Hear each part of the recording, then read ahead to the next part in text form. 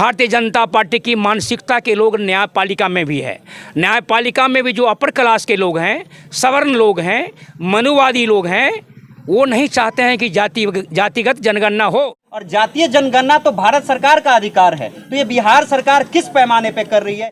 चूँकि संविधान में लिखा हुआ है जो सामाजिक रूप से, शैक्षणिक रूप से जो पिछड़े लोग हैं उन्हें ही आरक्षण मिलेगा। लेकिन उस रिपोर्ट को आगे की सरकारों ने दबा दिया, उसे आगे नहीं आने दिया। भारत न्यूज में आपका स्वागत है। और आप युवाओं के द्वारा जो ये 8 गाँव का आज भ्रमण हुआ है, जिसमें सभी लोगों से आप लोगों का जो है रूबरू भी हुआ है, और जिस मुद्दे को जो है आप गरीबों के बीच में, लोगों के बीच में ले जा रहे हैं, क्या आपको लोगों से मिलके लगता है कि इस मुद्दे को आप हर घर तक पहुंचा पाएंगे? देखिए, ये मुद्दा लोगों की जीवन की सच्चाई है। महंगाई से हर कोई परेशान है, आमदनी किसी की दुगुनी तिगुनी नहीं हुई है, लेकिन हर चीज़ का दाम दुगुना तिगुना हो चुका है। तो हम गांव-गांव घूम रहे हैं, लोगों के बीच जा रहे हैं, और ये प्रॉब्लम्स लोग हमें स्वयं बता रहे हैं। तो हमने जो धरने का आयोजन किया है, हम लोगों से आग्रह कर रहे हैं, आह्वान कर रहे हैं कि अगर आप इन चीज़ों से परेशान हैं, महंगाई से परेशान हैं, बेरोज़गारी से परेशान हैं, नई शिक्षा नीति से आपको अगर डर लग रहा हो, ये जो जाति जनगणना रोक दी गई है, इससे आप खफा हो, तो आप आइए, हमारी मुहिम से जुड़िए। हम आपकी आवाज़ को ऊपर तक पहुंचाने का काम करेंगे। जब हज़ारों की भीड़ जुड़ेगी और आह्वान करेगी, तो बड़े बड़ों की गद्दी हिल जाती है, उन्हें सुनाई ज़रूर देगा। सर, बीजेपी वालों का ये कहना है कि जातीय जनगणना पे जिस तरह से आप लोग बात करते हैं, तो उनका कहना है कि जिस 2014 की आप बात करते हैं कि जातीय जनगणना हुई थी, उसका ड्राफ्ट भी तैयार किया गया था, और हमने भी ये बात राजद कार्यालय में लोगों से पूछा था। तो उनका ये कहना है कि उस ड्राफ्ट को जो है नष्ट वो लोग खुद किए थे, और इल्ज़ाम हम लोगों पे लगाया जा रहा है। उनका मन ही नहीं है जातीय जनगणना कराने का, और जातीय जनगणना तो भारत सरकार का अधिकार है, तो ये बिहार सरकार किस पैमाने पे कर रही है? इसी वजह से उनका जातीय जनगणना जो है अधिकार क्षेत्र में, कानून के क्षेत्र में रोका गया है। इस पर क्या कहना? देखिए, जब जब लोगों ने लालू जी को ताकत दिया है, पावर दिया है, उन्होंने जातीय जनगणना के लिए हमेशा आवाज़ उठाई है।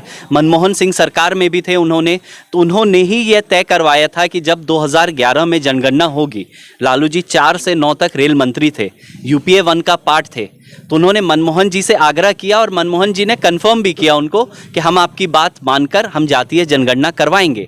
लेकिन क्या हुआ, उसके बाद लालू जी कमज़ोर पड़ गए, जनगणना हुई, लेकिन उस रिपोर्ट को आगे की सरकारों ने दबा दिया, उसे आगे नहीं आने दिया।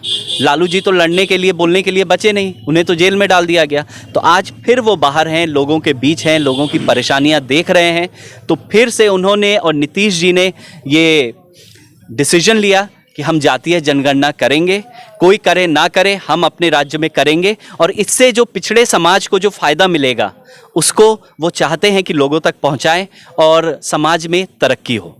चलिए, हमारे बीच जो है वरिष्ठ पत्रकार भी है और समाज को जो है बहुत नज़दीक से समझते हैं।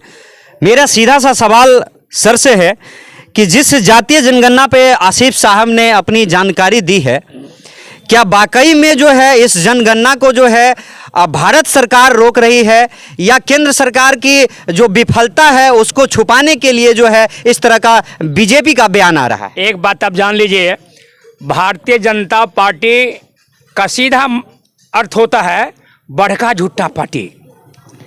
बड़का झूठा पार्टी माने समाज में भ्रम पैदा करना, समाज में विद्वेष पैदा करना, झूठ बात बोलना, ये उनका सबसे बुनियादी ढांचा है। जैसो एक बात मैं बताना चाहता हूं आपको कि सुप्रीम कोर्ट का गाइडलाइन है कि 50% से ज़्यादा पिछड़े दलितों का आरक्षण नहीं होगा।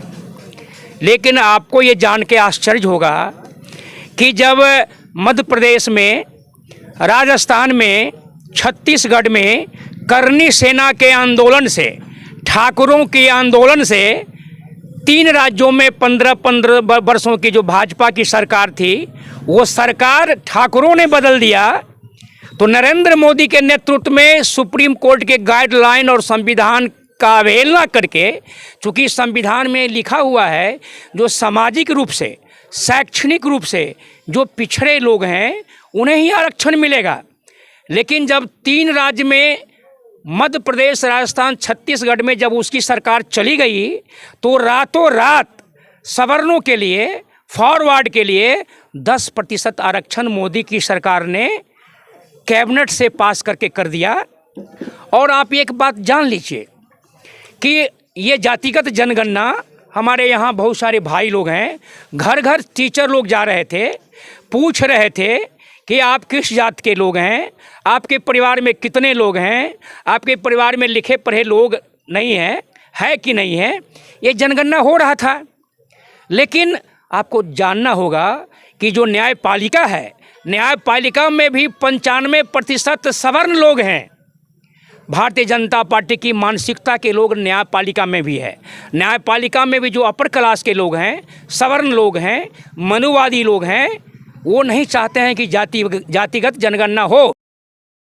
इसलिए भारतीय जनता पार्टी के लोगों ने एक मुखौटा खड़ा करके पटना उच्च न्यायालय में रीट दायर किया और मनुवादी सोच के लोग, सवर्ण सोच के लोग, जो न्यायपालिका में ज़्यादा लोग हैं, वो जातिगत जनगणना पर रोक लगवा दिया है और इसका आंदोलन फिर होने की बात हो रही है। और उसी का ये परिणाम है कि ये जो 5 जून को जो पूरे बिहार के सभी जिला मुख्यालय में धरना हो रहा है, 15 जून को महागठबंधन के द्वारा राजद, जदयू, कांग्रेस, सीपीआई, सीपीएम, माले के द्वारा बिहार के सभी प्रखंडों में एक विशाल प्रदर्शन का ये कार्यक्रम है।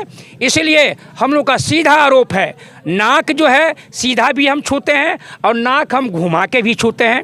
तो भारतीय जनता पार्टी ने सीधा विरोध नहीं करके सवर्ण मानसिकता के लोगों को खड़ा करके हाई कोर्ट में मामला को ले गया और इस मामला को जातिगत जनगणना को स्थगित कर दिया है, जिसमें हमारे नेता तेजस्वी प्रसाद यादव ने और नीतीश ने, बिहार सरकार, उसके खिलाफ भी सुप्रीम कोर्ट में लोग गए थे और सुप्रीम कोर्ट ने कहा कि आप हाई कोर्ट में जाइए और हाई कोर्ट ही सुनेगा। यही एक जातिगत मामला। चलिए, तो आप देख रहे थे राजद के द्वारा जो जनसंपर्क अभियान था, जिसमें 8 गांवों में आज हम लोगों ने भी जो है दस्तक दिया इनके साथ।